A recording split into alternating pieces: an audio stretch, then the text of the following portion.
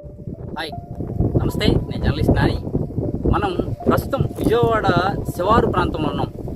మొన్న వచ్చినటువంటి బుడమేరు వరద పూర్తి స్థాయిలో భారీగా ఎఫెక్ట్ చూపించినటువంటి ప్రాంతం ఇది. మనం చూస్తే కంట్రీకి అంటారు ఇక్కడ ప్రాంతాన్ని. బుడమేరు వరదతో బాగా ఎఫెక్ట్ అయినటువంటి ప్రాంతం ఇది. ఇక్కడ పూర్తిగా 11-12 అడుగులు నీళ్ళు, అంటే మనిషి ముప్పావంతు మునిగిపోయేంత నీరు వచ్చింది. ప్రస్తుతం ఇప్పుడు కూడా వరదతో వచ్చినటువంటి వాటర్ మీరు చూస్తున్నారు. ఇక్కడ ఇదంతా కూడా వరదకు వచ్చినటువంటి వాటరే. పక్కన ఉన్న పంట పొలాలు పూర్తిగా మునిగిపోయి ఉన్నాయి. ఫ్లాట్లు, పంట పొలాలు పూర్తిగా నీట మునిగిపోయి ఉన్నాయి. ఇప్పటికి కూడా వరద నుంచి వచ్చిన వాటర్ నుంచి ఇంకా తేరుకోలేదు.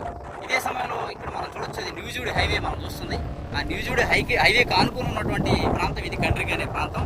ఇప్పటికీ ఇక్కడ శానిటేషన్ కానీ అధికారులు పూర్తి స్థాయిలో ఇక్కడ చర్యలు చేపట్టినప్పటికీ నీరు మాత్రం బయటికి పోయే మార్గం లేక ఫ్లాట్లోనే నిలబడిపోయి ఉంది. అక్కడ చూస్తాం మనం నివాసాలు కూడా చూడొచ్చు. మీరు చూస్తున్నారు, ఆ నివాసాల్లో ఉన్నటువంటి వారంతా కూడా చాలా ఇబ్బంది పడ్డారు బుడమేరు వరదకి. ప్రతి ఒక్కరు కూడా పునరావాస కేంద్రాలకు వెళ్ళిపోయారు. అంటే పూర్తి స్థాయిలో నీట మునిగిపోయి ఇల్లు బయటికి కనిపించినటువంటి భారీగా వరద వచ్చింది.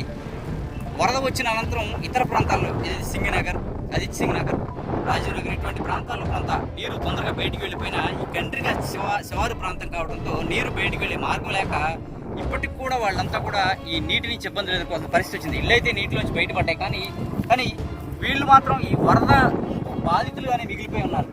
వారి ఇల్లును శుభ్రం చేసుకోవడం, వారి ఇంటి యొక్క పాడైపోయినటువంటి ఫర్నిచర్ని బాగు చేసుకోవడం, ఈ ప్రక్రియ చేసుకుంటూ ఉన్నారు.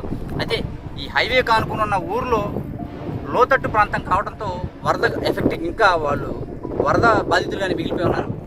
భవిష్యత్తులో మళ్ళీ ఇటువంటి వరద వచ్చినప్పుడు ఈ వరద నీరు బయటికి వెళ్లే విధంగా ప్రభుత్వం ఇప్పటికైనా చర్యలు చేపట్టాలని మాత్రం బాధితులు కోరుకుంటున్నారు.